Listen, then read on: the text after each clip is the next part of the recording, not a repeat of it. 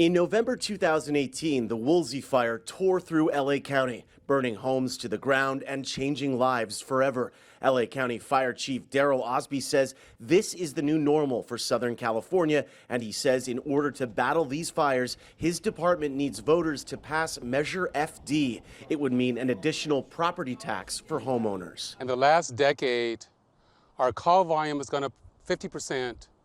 while our staffing is only gone up 5%. Measure FD is a 6-cent per square foot parcel tax. An ad campaign is out to help convince voters to open their wallets. Chief Osby says if passed, the measure would beef up their budget by $133 million a year and allow the department to buy new equipment, hire more paramedics, firefighters, and other staff. We need additional fire apparatus. We have a lot of apparatus that's over 25 years old. If passed, the cost per taxpayer would depend on the size of a homeowner's property. The owner of a 1,700 square foot home would pay about $100 a year. It's a terrible, terrible sense of priorities. Susan Shelley is with the Howard Jarvis Taxpayers Association. She's opposed to the proposed tax and says LA County officials need to better prioritize the budget. You read your ballot language and it says paramedic units and fire department equipment.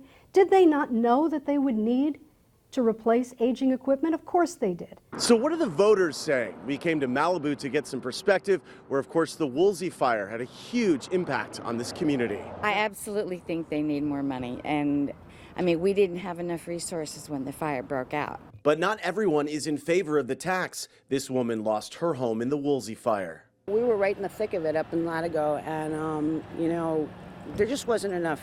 There wasn't enough, and I don't know if that, you know, that should go on the taxpayers or not. Chief Osby says the money will save lives. The ability to save seconds or minutes on calls make the difference between living and dying. Voters will decide on March 3rd. In Malibu, Tom Waite, CBS 2 News.